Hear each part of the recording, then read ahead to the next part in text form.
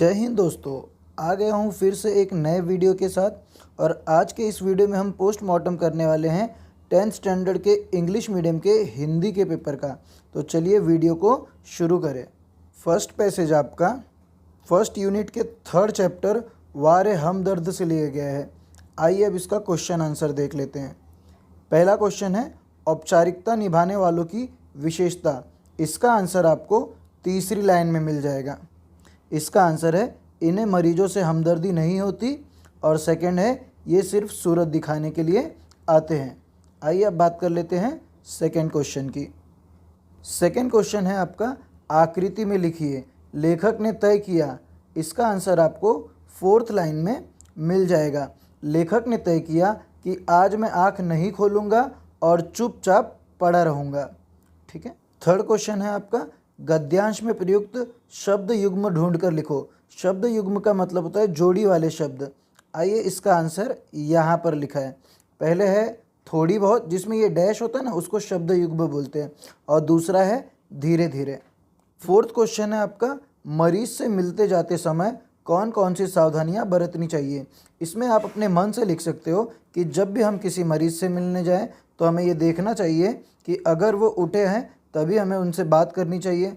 अगर वो आराम कर रहे हैं या रेस्ट कर रहे हैं तो हमें उन्हें तकलीफ़ नहीं देनी चाहिए। ऐसा आप अपने मन से कुछ भी बना के लिख सकते हो। सेकंड पैसेज आपका आया है सेकंड यूनिट के फिफ्थ लेसन ईमानदारी की प्रतिमूर्ति में से। आइए अब इसके क्वेश्चन आंसर को देख लेते हैं। फर्स्ट क्वेश्चन है आकृति में लिखिए सुहाग वाले गहने। इसका आंसर आपको नीचे से चौथी लाइन में मिल जाएगा, जो है टीका नथुनी बिछिया। सेकंड क्वेश्चन है गद्यांश में प्रयुक्त शहरों के नाम लिखो। इसका आंसर आपको ऊपर से दूसरी लाइन में मिल जाएगा।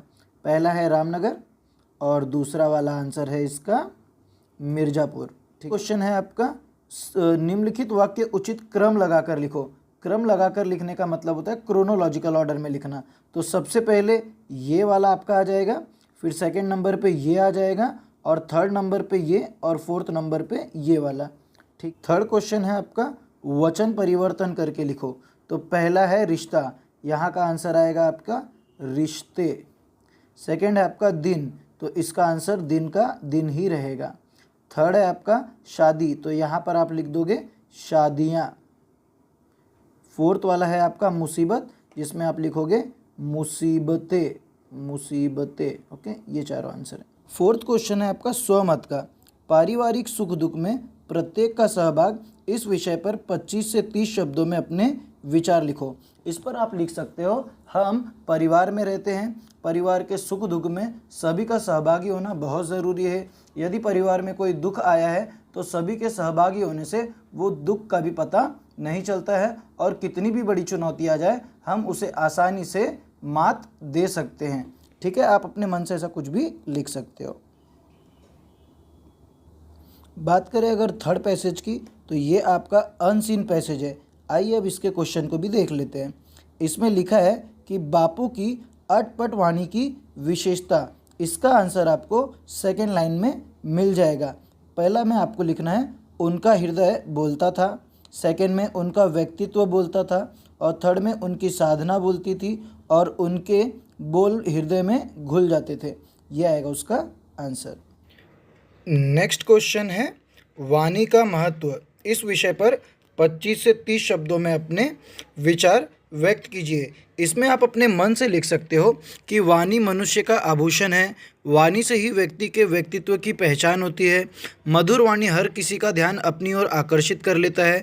छोटे से छोटे व बड़े से बड़े कार्य को जो बड़े बड़े लोग नहीं कर पाते, वे हम केवल अपने वाणी के दम पर ही कर सकते हैं। ऐसा आप अपने मन से इसमें लिख सकते हो। आइए अब देख लेते हैं विभाग 2, जो कि है आपका पद्य सेक्शन यानी पोयम सेक्शन।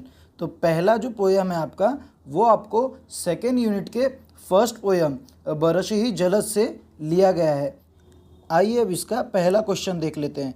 पद्यांश में है जल स्रोत का नाम लिखो। मतलब वाटर बॉडीज़ का, पानी हमें कहाँ कहाँ से मिलते हैं।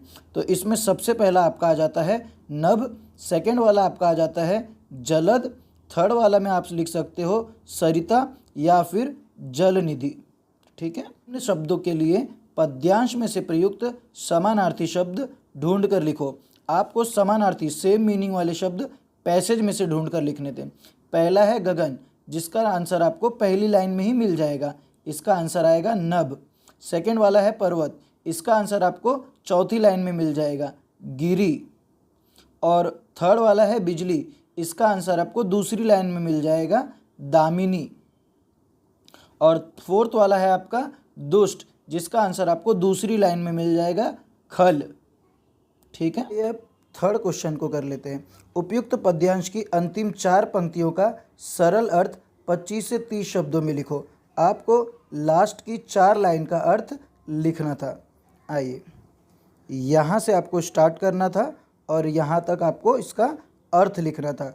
तो पहली लाइन को देख लेते हैं। यहाँ पर लिखा है क्षुद्र नदी भरी चली तोराई, मतलब छोटी सी जो नदी होती है वो जब भर जाती है तो अपने दोनों किनारों को तोड़कर आगे बहने लगती है। जस यानी जैसे, थोड़े हु मतलब थोड़ा सा, धन पाकर खल इतराई, खल मतलब दुष्ट व्यक्ति थोड़ा सा धन पाकर जिस तरह इतराता है, ठीक उसी तरह नदी में जब थोड़ा पानी ज़्यादा भर जाता है तो अपने दोनों तरफ के किनारों को तोड़कर आगे बहने लगती है।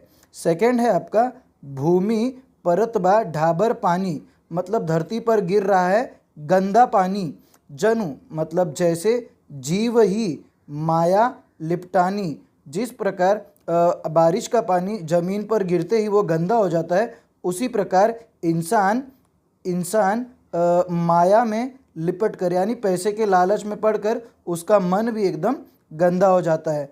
अब यहाँ पर थर्ड जो लाइन है वो है समिटी समिटी जल भरही तलावा, मतलब बूंद बूंद करके तालाब भर जाता है। जिस प्रकार, जिमी मतलब जैसे, सद्गुण सज्जन पहीं आवा, पहीं का मतलब देखकर उसके पास आना, इसका मतलब है जिस प्रकार सज्जन आदमी को देखकर दूसरे लोग उसके पास आ जाते हैं। थर्ड लाइन है आपका सरिता जल जलधीर जलनिधि महु जाई, इसका मतलब नदियों का जो पानी होता है जल निधि मतलब समुद्र में जाकर मिल जाता है। होई अचल जिमी जीव हरि पाई, ठीक उसी प्रकार यदि हमारा जो मन है वो हरि को पा लेता है, अगर हमारा मन भी हरि को पा लेता है तो वो भी अचल हो जाता है, वह मोह माया की तरफ, भौतिक चीज़ों की तरफ भागना बंद कर देता है। यह है इसका अर्थ। बात करें अगर सेकेंड पोएम की, तो ये आपका सेकेंड यूनिट के 6th लेसन से लिया गया है। हम उस धरती की संतति है। लिखा है उचित जोड़ियाँ मिलाइए। इसमें सबसे पहला आएगा आपका भुजा, जिसका आंसर आ जाएगा शक्ति, यह आपका पहली लाइन में है। फिर आपको थर्ड लाइन में मिल जाएगा संचय और उसका आंसर आ जाएगा दान। और फिर आपको तीसरा वाला भी थर्ड लाइन में ही मिलेगा, अतिथि, और उसका आ जाएगा देव। फिर उसके बाद में आ जाएगा फोर्थ लाइन में आपका हृदय और उसका आ जाएगा आंसर तेज। ठीक है, ये आपके आंसर थे। सेकेंड क्वेश्चन है आपका उपसर्ग और प्रत्यय लगाकर नए शब्द लिखो। शब्द है आपका नम्र, उपसर्ग में आप बना दोगे विनम्र, विनम्र, और प्रत्यय में आप लोग लगा दोगे नम्रता। उपसर्ग का मतलब होता है स्टार्टिंग में ऐड करना है और प्रत्यय का मतलब होता है पीछे आपको नया वर्ड ऐड करना है। ठीक है। सेकंड है आपका निम्न शब्दों के लिए पद्यांश में है विलोमार्थी शब्द लिखो, मतलब अपोजिट वर्ड लिखना था। अज्ञान, इसका आंसर आपको 5th लाइन में मिल जाएगा, अज्ञान का ज्ञान। और सेकंड है आपका, सेकंड है दानव, इसका आंसर, दानव का मतलब होता है राक्षस, इसका आंसर आपको तीसरी लाइन में मिल जाएगा देव। ठीक है। थर्ड क्वेश्चन है आपका पद्यांश की प्रारंभिक 4 पंक्तियों का सरल अर्थ 25 से 30 शब्दों में लिखो। इसका मतलब आपको स्टार्टिंग की 4 लाइन का अर्थ लिखना था। चरित थे पूत, भुजा में शक्ति, नम्रता रही सदा संपन्न। हमारे चरित्र हमेशा पवित्र रहे, हमारी भुजाओं में दम था, मतलब जैसे शिवाजी महाराज ये सब ताकतवर थे। नम्रता रही सदा संपन्न, और हम हमेशा नम्र व्यवहार लोगों से बात करते थे। सेकंड लाइन है आपका हृदय के गौरव में था गर्व। हमारे हृदय में हमेशा गर्व था, क्योंकि हम कभी भी किसी से मांग कर नहीं खाते थे।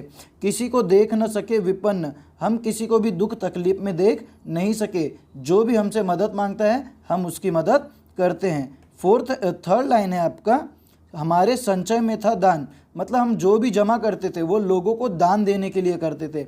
अतिथि थे सदा हमारे देव, बोलते हैं ना अतिथि देव भव, हमारे मेहमान हमारे लिए हमेशा भगवान के समान माने जाते हैं। और फोर्थ लाइन है, वचन में सत्य हृदय में तेज, प्रतिज्ञा में रहती थी टेव।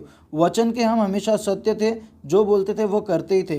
हृदय में तेज मतलब हमारा हृदय एकदम अच्छा था, लोगों के लिए पिघल जाता था।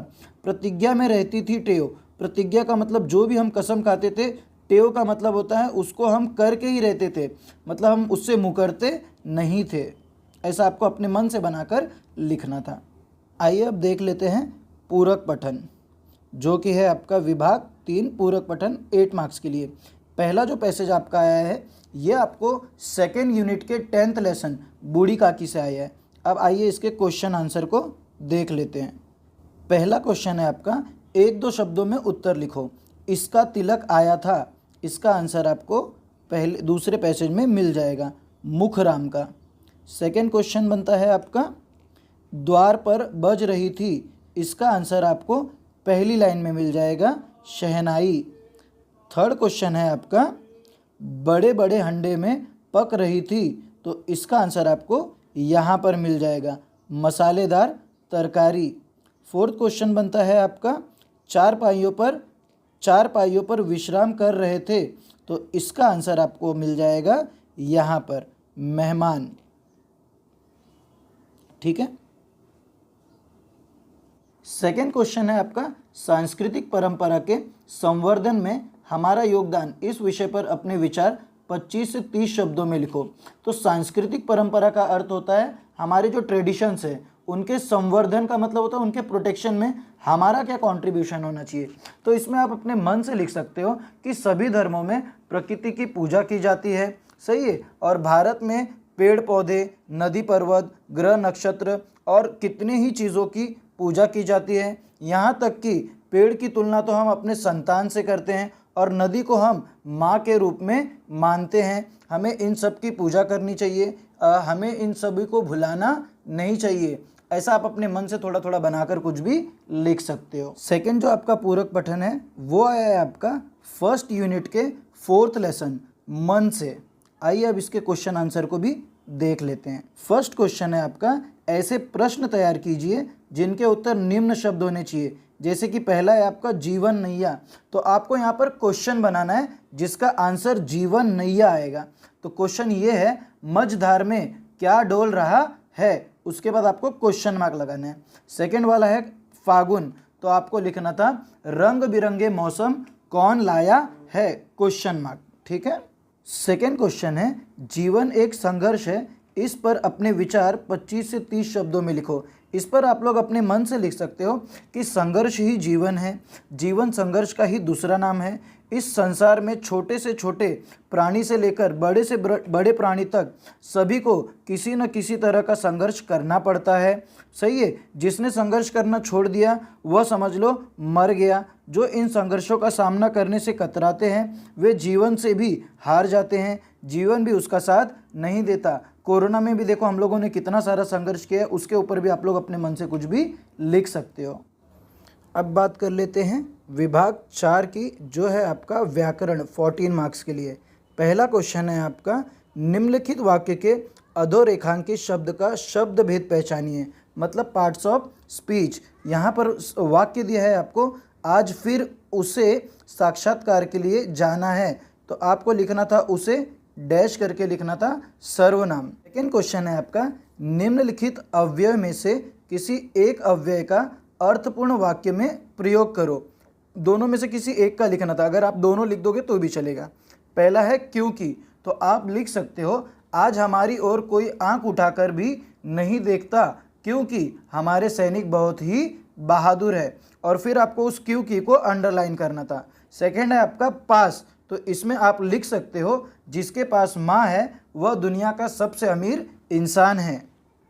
थर्ड क्वेश्चन है आपका, कृति पूर्ण करो, संधि विच्छेद, परार्थ दिया है, प्लस के बाद अगर अ आ इ कुछ भी दिखाई देता तो आपको लिखना था स्वर संधि, और यहाँ पर अर्थ बनेगा आपका परार्थ। सेकेंड है आपका सदाचार, यहाँ पर आपको लिखना था सत प्लस अचार, और इसका आंसर आपका आ जाएगा व्यंजन संधि, व्यंजन संधि। ठीक है, चलो नेक्स्ट क्वेश्चन की तरफ बढ़ते हैं।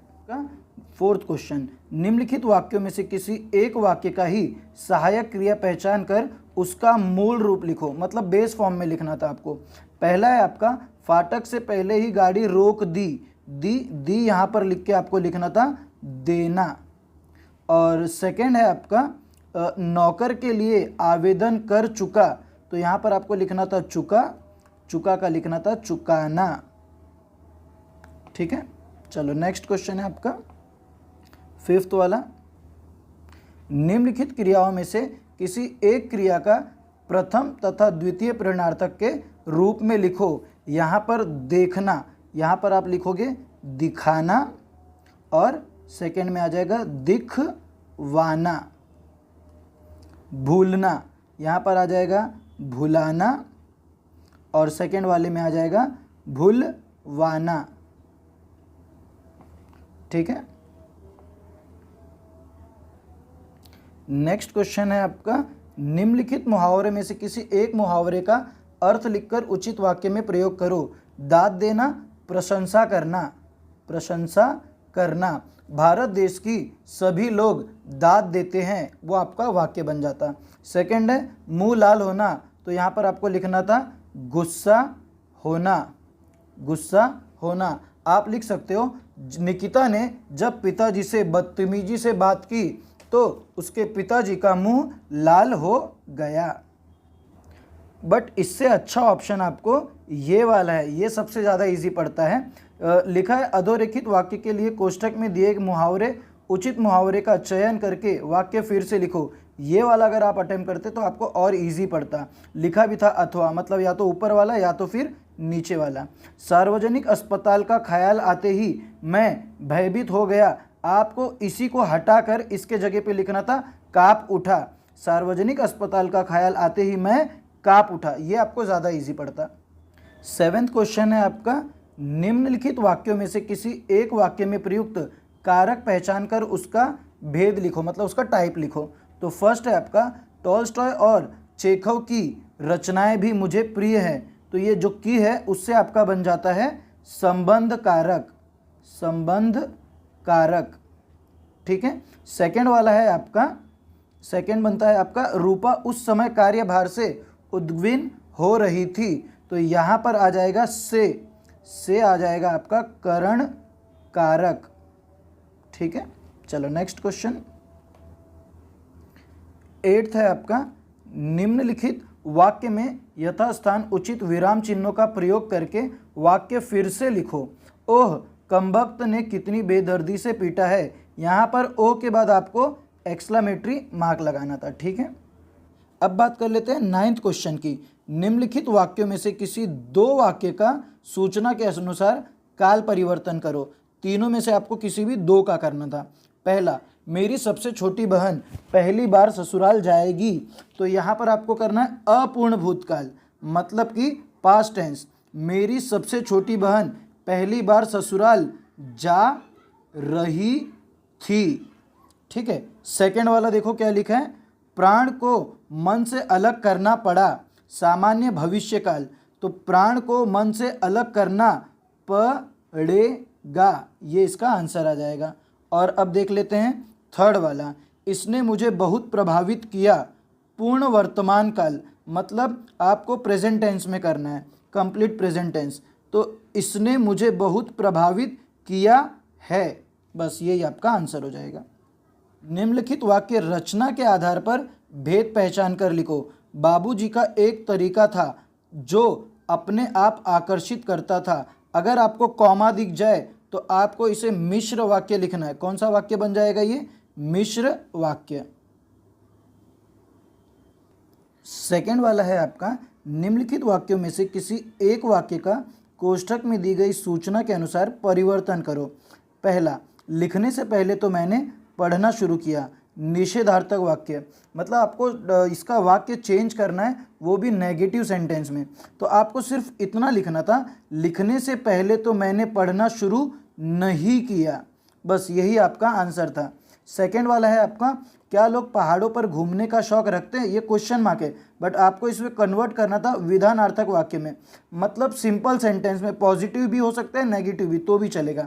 तो आप लोग लिख सकते हो लोग पहाड़ों पर घूमने का शौक रखते हैं, या फिर आप ऐसा भी लिख सकते हो लोग पहाड़ों पर घूमने का शौक नहीं रखते। दोनों भी आपका चलेगा। मुझे पता है ये दोनों आपको थोड़ा टफ गया होगा। 11th है आपका, निम्नलिखित वाक्यों में से किन्हीं दो वाक्यों को शुद्ध करके वाक्य फिर से लिखो। पहला है आपका, पिताजी ने आंदोलनों से भाग लेने से रोकी। यहाँ पर आपको एक से में मिस्टेक है और दूसरा आपको रोकी में मिस्टेक है। यहाँ पर से के जगह पे आ जाएगा में और रोकी के जगह आ जाएगा रोका। तो सेंटेंस बन जाएगा, पिताजी ने आंदोलनों में भाग लेने से रोका। सेकंड वाला है आपका, यह पसीना किस लिए बहाई है? यहाँ पर आपका पसीना रॉन्ग है और दूसरा आपका बहाई रॉन्ग है। पसीना में पसीना ये ऐसे आ जाएगा और बहाई की जगह पे आ जाएगा बहाया। तो आपका सेंटेंस बनता है, यह पसीना किस लिए बहाया है। थर्ड क्वेश्चन आपका बन जाता है, मैं ड्राइवर से बुला लाए। तो यहाँ पर आएगा मैं ड्राइवर से रॉन्ग है, यहाँ पर आ जाएगा को। बुला लाए, लाए रॉन्ग है, यहाँ पर हो जाएगा लाया। मैं ड्राइवर को बुला लाया। अब बात कर लेते हैं विभाग 5 की, जो है आपका रचना विभाग 26 मार्क्स के लिए। इस बार का रचना विभाग काफ़ी ज़्यादा इजी आया था। आइए सबसे पहले देख लेते हैं पत्र लिखन। अगर आप इनफॉर्मल लेटर लिखते हो तो सबसे पहले आपको ऊपर लिखना है दिनांक, फिर लिखना है प्रिय मित्र, जो भी आपका दोस्त का नाम होगा वो सब। यहाँ पर विषय नहीं आता है, आपको सीधा उसको बधाई देते हुए पत्र लिखना है। उसके बाद एकदम नीचे आपको लिखना है आपका प्रिय मित्र, अगर लड़का है तो, लड़की है तो उमा, और लड़का है तो उमेश। फिर आपका एड्रेस एकदम नीचे आ जाएगा, ठीक है। सेकंड पत्र की अगर मैं बात करूँ तो उसमें आपको लिखना था, सबसे पहले आपको लिखना था डेट, फिर आपको सामने वाले का एड्रेस जो कि था सेवा में व्यवस्थापक, मेरा पुस्तक भंडार, नेताजी मार्ग, नासिक। फिर आपको लिखना था विषय, हिंदी पुस्तकों की मांग करने हेतु पत्र, यह आपका विषय हो जाएगा। फिर महोदय, कॉमा डाल के आपको पूरा टॉपिक लिखना था, और एकदम लास्ट में आपको लिखना था शुभम 45 गणेश नगर जलगांव, ठीक है। आपका एड्रेस एकदम लास्ट में आएगा।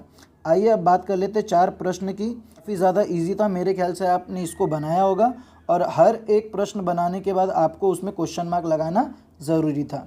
आइए अब आगे के टॉपिक को देख लेते हैं। नेक्स्ट है आपका वृत्तांत लेखन। वृत्तांत लेखन लिखते समय सबसे पहले आपको याद रखना है, आपको उसका हेडिंग डालना है कि नेताजी विद्यालय में स्वच्छता अभियान का शानदार समारोह, ये आपको हेडिंग डालना है।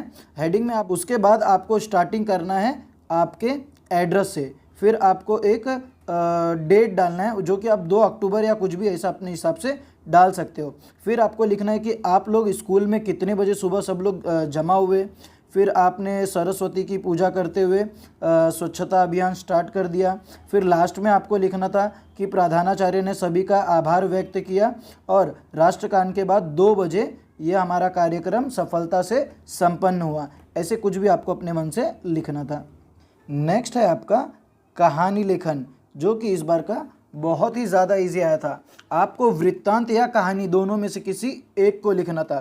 तो कहानी लेखन लिखते समय सबसे पहले आपको टॉपिक पढ़ने के बाद उसका हेडलाइन देना था, टॉपिक का नाम देना था। इस स्टोरी का नाम आप दे सकते हो ना समझ बालक, ठीक है। उसके बाद आपको एक गांव था जहां पर एक घर था, वहां पर माता पिता का एक लड़का मोहन था, सुखी परिवार, ऐसा कुछ भी बनाते हुए लिखना था, स्टोरी बनानी थी। और लास्ट में आपको सीख भी लिखना था। सीख के लिए भी आपको 1 मार्क्स रहता है, जिसमें आप लिख सकते हो कि मोबाइल का इस्तेमाल हमें हमेशा नहीं करना चाहिए, ठीक है। ऐसा करके आपको स्टोरी बनाना था। कम से कम 1 पेज तो आपको लिखना ही था इसमें। नेक्स्ट है आपका विज्ञापन लेखन। निर्मल सैनिटाइजर, विषाणुओं से रक्षा, भारत में निर्मित, संपर्क व पता, विभिन्न रंग और गंध। आपको इसका सबसे पहले हेडिंग डालना था, उसके बाद आपको बॉक्स बना के लिखना था 50 साल की दीर्घ परंपरा, आपका विश्वास ही हमारे सफलता का रहस्य है। फिर आपको लिखना था हमारी विशेषता, पहला पॉइंट, दूसरा पॉइंट, तीसरा पॉइंट, चौथा पॉइंट, ऐसा टॉपिक बना के आपको लिखना था। फिर नीचे आपको यहाँ पर लिखना था पत्ता और इस बगल में आप लिख सकते थे संपर्क। ठीक है, ऐसा करके आपको ये पूरा विज्ञापन लिखना था। ये भी बहुत ज़्यादा ईजी आया था। और लास्ट में आ जाता है आपका निबंध लेखन, जो कि आपको किसी एक विषय पर लिखना था। सबसे अच्छा इसमें मुझे तो लगता है मेरा प्रिय त्यौहार, जो कि अभी अभी होली गया है, या फिर आप नदी की आत्मकथा, या यदि मैं अध्यापक होता तो लिख सकते हो। दोस्तों, वीडियो अगर आपको अच्छा लगे तो लाइक का बटन दबा के उसको ब्लू कर देना। और हाँ, आपको इस एग्ज़ाम में कितने मार्क्स आएंगे इसके बारे में मुझे कमेंट करके ज़रूर बताना। ओके दोस्तों।